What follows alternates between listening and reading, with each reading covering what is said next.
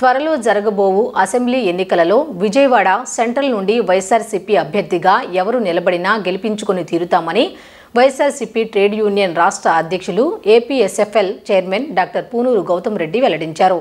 సెంట్రల్లో వైఎస్ఆర్సీపీ ఆవిర్భావం నుండి పార్టీ బలోపేతం కోసం పనిచేస్తున్న వారికి మాత్రం తగిన గుర్తింపు ఇవ్వాలని ఈ సందర్భంగా పేర్కొన్నారు. 2024లో జగన్మోహన్ రెడ్డిని మరోసారి ముఖ్యమంత్రిని చేయటమే తమ ముందున్న లక్ష్యం అంటూ స్పష్టం చేశారు. YSRCP trade union state president APSFL chairman doctor Punuru Gautam Reddy అధ్యక్షతన విజయవాడ సెంట్రల్ వైఎస్ఆర్సీపీ నేతలు కార్యకర్తలతో ఆత్మీయ సమావేశం ఆదివారం జరిగింది. స్థానిక సత్యనారాయణపురంలోని నాడార్ ఫంక్షన్ హాల్లో జరిగిన ఈ కార్యక్రమంలో కార్పొరేటర్లు జానారెడ్డి, షాహీనా సుల్తానాతో పాటు మాజీ కార్పొరేటర్లు, డివిజన్ స్థాయి నేతలు, కార్యకర్తలు పెద్ద ఎత్తున హాజరయ్యారు.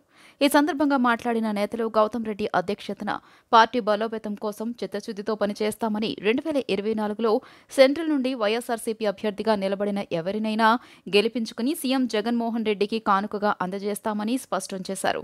పార్టీ కోసం తొలి దశ నుండి పనిచేస్తున్న వారికి సముచిత స్థానం కల్పించాలని, తగిన గుర్తింపునివ్వాలని పార్టీ పెద్దలకు ఈ సందర్భంగా విజ్ఞప్తి చేశారు.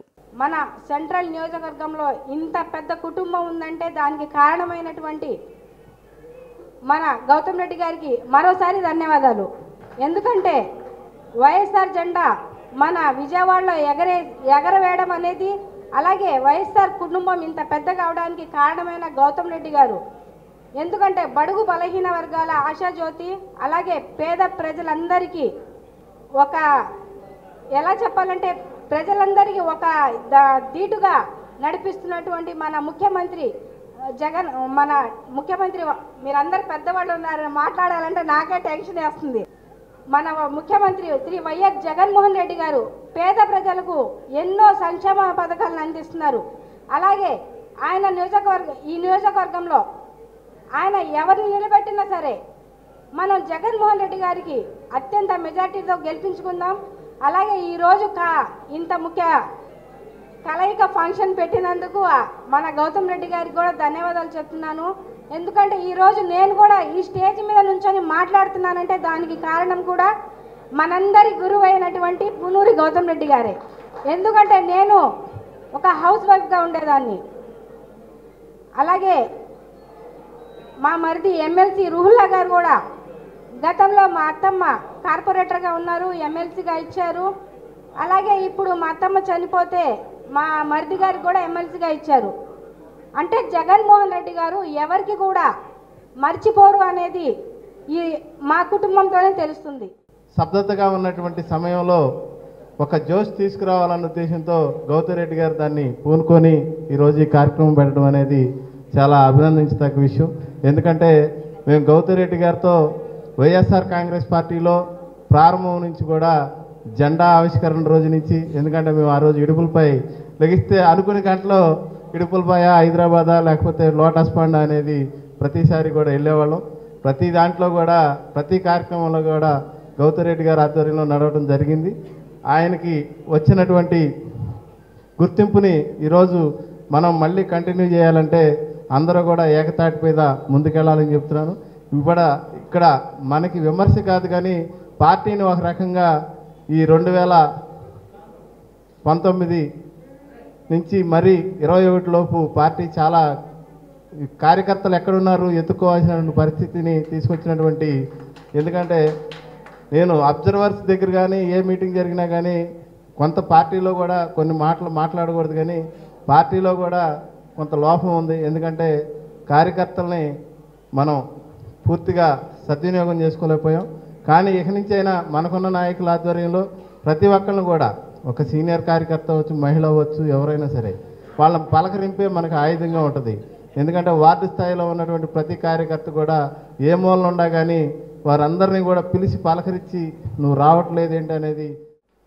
2014లో మా తల్లిగారి రూహుల్లా గారికి మంచి భవిష్యత్తు ఉండాలంటే మా ఇంట్లో ఎవరు బయటికి రావంటే మా ఇంటికి వచ్చి మా నాన్నగారికి, మా అన్నదమ్ములందరికీ కూర్చోబెట్టి రూహుల్లా భవిష్యత్తు ఆలోచించండి, రూహుల్లా కోసం మీరెవరో బయటికి రండి అంటే అప్పుడు మా తల్లిగారు 2 సార్లు మక్కాకి వెళ్ళిన ఆమె వద్దనకుండా కూడా బాబు భవిష్యత్తు బాగుంటుందంటే బయటకు వచ్చాం.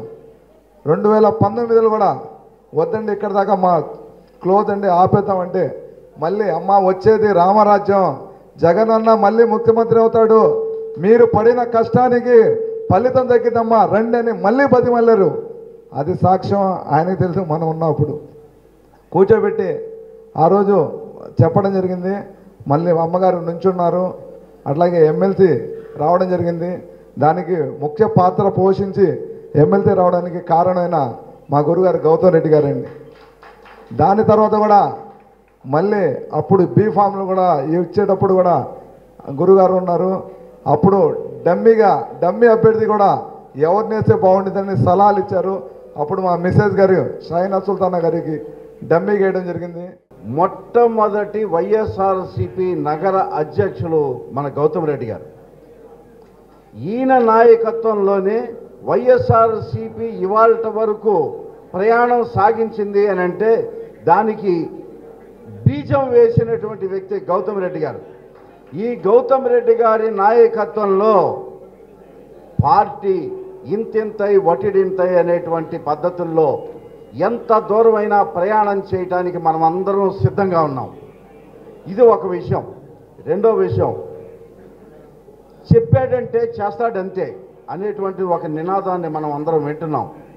జగన్మోహన్ రెడ్డి గారు ఏ విధంగా అయితే చెప్పాడంటే చేస్తాడంటే అనేటువంటి మాట ఎంత నిజమో, గౌతమ్ రెడ్డి గారు కూడా అర్ధరాత్రి 1 గంటన్నరకి 2 గంటలకి ఫోన్ చేసినా కూడా పలకరిస్తే పలికే మనిషి, మీకు అండగా దండగా నేను ఉన్నానని చెప్పి నిలబడేటువంటి మనిషి. చెప్పాడంటే అడిగారంటే అండగా ఉంటాడంతే అనేది గౌతమ్ రెడ్డి గారికి ఉన్నటువంటి నిబద్ధత. ఈ రెండు ఒక వంక అయితే, మూడో విషయాన్ని ఒక్కసారి ఇక్కడ ఉన్న వాళ్ళందరూ కూడా నాయకులే, ఎవరో కార్యకర్తగా అనుకోవాల్సిన ఇది కాదు, మొత్తం అందరూ నాయకులే ఉన్నారు. ఈ నాయకులు ఏం చెయ్యాలో కార్యక్రమాలు చెప్పాల్సినటువంటి అవసరమూ లేదు. ఈ జగన్మోహన్ రెడ్డి గారు చేస్తున్నటువంటి కార్యక్రమాలని ప్రచారంలో భాగంగా మీ అందరికీ వివరించాల్సిన అవసరం అంతకన్నా లేదు. ఎందుకంటే జగన్మోహన్ రెడ్డి గారు చేస్తున్నటువంటి ప్రతి కార్యక్రమాన్ని అవపోసన పట్టినటువంటి వ్యక్తులు మీ అందరూ కూడా. ఈ కార్యక్రమం నిర్వాహకులు ఏపీఎస్ఎఫ్ఎల్ చైర్మన్ పూనూరు గౌతమ్ రెడ్డి మాట్లాడుతూ 175 నియోజకవర్గాల్లో త్వరలో జరగనున్న అసెంబ్లీ ఎన్నికలకు వైఎస్ఆర్సీపీ అధిష్టానం సమాయత్తమవుతున్న వేళ సీఎం జగన్మోహన్ రెడ్డి నియోజకవర్గాల సమన్వయకర్తల నియామకంతో పాటు అదేవిధంగా సిట్టింగ్ ఎమ్మెల్యేలకు స్థాన బదిలీల అంశంలో పార్టీ క్యాడర్కు దిశానిర్దేశం చేసేందుకే ఆత్మీయ సమావేశం నిర్వహించినట్లు తెలియజేశారు. రానున్న ఎన్నికల పోరులో వైఎస్ఆర్సీపీ అత్యధిక ఓట్లతో మెజారిటీ స్థానాలను కైవసం చేసుకుని మరోసారి ఈ రాష్ట్రానికి ముఖ్యమంత్రిగా వైఎస్ జగన్మోహన్ రెడ్డిని చూడాలన్నదే తనతో పాటు పార్టీ నేతల కార్యకర్తల ముందున్న ప్రథమ లక్ష్యమని ఈ సందర్భంగా స్పష్టం చేశారు. ఆ క్రమంలోనే సెంట్రల్ నియోజకవర్గ పార్టీ నేతలను, డివిజన్ స్థాయి నాయకులు, కార్యకర్తలను ఒక చోటుకు చేర్చే దిశానిర్దేశం చేయడంతో పాటు పార్టీ క్యాడర్ను ఒక తాటిపైకి తీసుకువచ్చి అభ్యర్థి గెలుపు కోసం కృషి చేయాలని ఈ సందర్భంగా పేర్కొన్నారు. విజయవాడ సెంట్రల్ నియోజకవర్గం అభ్యర్థిగా వైఎస్ఆర్సీపీ తరపున ఎవరిని నిలబెట్టినా వారి గెలుపు కోసం అహర్నిశలు శ్రమిస్తామని స్పష్టం చేశారు. పార్టీ తొలినాటి నుండి కష్టపడి పనిచేస్తున్న నేతలు, కార్యకర్తలకు తగిన గుర్తింపు ఇవ్వాలని తాము విజ్ఞప్తి చేస్తున్నట్లు తెలియజేశారు. కుల సంఘాలతో సంబంధం లేకుండా సెంట్రల్ నియోజకవర్గం అభ్యర్థిని గెలిపించుకోవడమే తమ ధ్యేయమని మరోసారి స్పష్టం చేశారు.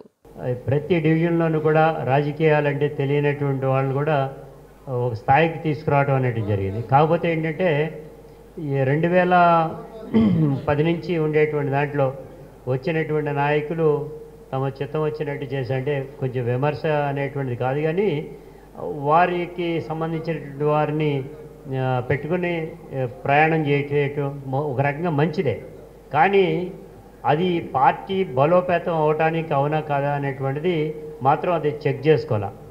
అది రెండోది, ఇవాళ ఉన్నటువంటి దీంట్లో కూడా మనం ఇక్కడ కలిసినటువంటిది భవిష్యత్తులో అయినా కానీ కూడా ఉండేటువంటి కార్యకర్తలు పనిచేసేటువంటి వాళ్ళు ఎవరు ఏంటి, ఎవరితో ఉన్నారు అనేటువంటి కాదు, వాళ్ళు పార్టీతో ఉంటారా లేదా. అది ఉంటే నాతోనే ఉంటారు, వచ్చే పెద్ద ఒక లీడర్ వస్తే ఆ లీడర్తో కూడా పనిచేస్తారు. అది పార్టీ కోసం ఉండేటువంటి వాళ్ళని ఐడెంటిఫై చేసి ఆ చిన్న చిన్న నాయకత్వాన్ని అయినా కానీ కూడా వాళ్ళకి అందజేయాల్సినటువంటి బాధ్యత రాబోయేటువంటి నాయకులు చేయాలి. ఇక్కడ అనేక మంది కొన్ని సందర్భాల్లో అన్యాయం కూడా కొంతమంది జరిగింది. జగన్ గారు డైరెక్ట్ సంతకం పెట్టి పలానా పోస్ట్ ఇవ్వమంటేనే ఆ పోస్టులు ఆపేసినటువంటి నాయకులు కూడా ఉంటారు. లేదంటే కనుక ఇంకా కూడా కనుక ఫలానా వార్డులో బ్రహ్మాండమైనటువంటి వ్యక్తి ఇతను అనేటువంటిది ఐడెంటిఫై చేసి 1000 మందిని 500 మంది ర్యాలీ చేయగలిగినటువంటి నాయకుడున్న ఆయన పక్కన పెట్టి నా ఇంట్లో పనిచేసేటువంటి వాడిని తీసుకొచ్చి నాయకుడిగా కూడా చేసినటువంటి సందర్భంలో ఇవన్నింటినీ కూడా నేను ఎందుకు చెప్తున్నా అంటే భవిష్యత్తులో ఇవన్నీ కూడా రాకుండా ఉన్నట్లయితే మరలా వీరు ఫస్ట్ జెండా పట్టుకున్నటువంటి ఏ జెండా పట్టుకోనటువంటి స్థితిలో పట్టుకుని ఈ రోజు వరకు కూడా ఇలాగ నిలబడి ముందుకెళ్తున్నటువంటి ఈ కార్యకర్తలందరినీ భవిష్యత్తులో వచ్చేటువంటి నాయకులందరూ కూడా వారిని యొక్క కష్టాన్ని వారి యొక్క దాన్ని కాపాడి ముందుకు తీసుకువెళ్ళడానికి మేము సహకరించాలని మాత్రమే పెడుతున్నాం. మనందరూ ఒక తాటిపై మాత్రం కంపల్సరీగా ఉందాం. మన యొక్క ఐకమత్యమే ఎదుటివాడికి భయం కలగాలి. ఎదుటివాడికంటే టీడీపీ వాడికి కానీ ఇతర పార్టీలకు కానీ భయం కలగాల. అరే ఎవరిని తీసుకొచ్చినా కానీ వీళ్ళందరూ కలిసికట్టుగా వస్తున్నారా అనేటువంటిది రావాలి. అదే పద్ధతిలో మనం చేసినటువంటి దాన్ని మన నాయకులు కూడా మనల్ని గుర్తించాలనేటువంటి పెట్టుకుంటూ ముఖ్యంగా మన మహిళలందరికీ కూడా సముచితమైన స్థానాన్ని కల్పించాలని కూడా కోరుకుంటూ భవిష్యత్తు మనకి మంచి రోజులు వస్తాయి అనేటువంటిది ఎప్పుడైనా కానీ కూడా దాని మీద ఉండాలి. ఇప్పుడు నాకు పదవి లేదు కాబట్టి 2019లో నేను కనుక బయటికి వెళ్ళిపోతే అది కొంత నష్టం జరిగేటువంటిది ఉంటుంది.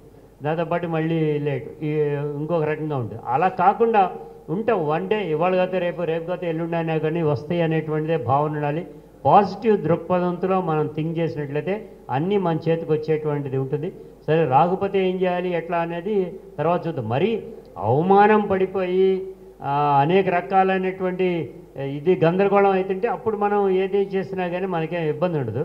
అది అధిష్టానం దృష్టికి మొత్తం అన్నీ కూడా మనకు వెళుతున్నాయి. మనం ఏమేం చేసినాయి, మనం ఏ రకంగా మనం ఇబ్బంది పెట్టారు జరిగిందని ఇబ్బంది పెట్టినటువంటి వాళ్ళ పరిస్థితి ఏ రకంగా ఉంటుందని వాళ్ళు మన ఎలక్షన్లో చూస్తున్నాం. లేదంటే కానీ ఇంకో రకంగా ఉండేది కదా. అవి జరిగినాయి కాబట్టి ఇప్పుడు మన కొత్త నాయకత్వాన్ని రావటం అనేది జరిగింది. ఈ తరుణంలో అనేక మంది ప్రయత్నం చేయటం అనేటువంటి జానారెడ్డి కూడా ప్రయత్నం అనేటువంటిది చివరి దాకా రావటం అనేటువంటి జరిగింది. ఏదైనా మనం రాలేదు కాబట్టి మనం పక్కకి వెళ్ళిపోతాం అనేటువంటిది లేకుండా మనం కలిసికట్టుగా ఐకమత్యంగా ఓ పద్ధతి ప్రకారంగా ముందుకెళ్దాం. మనకి మంచి రోజులు భవిష్యత్తులో వస్తాయి.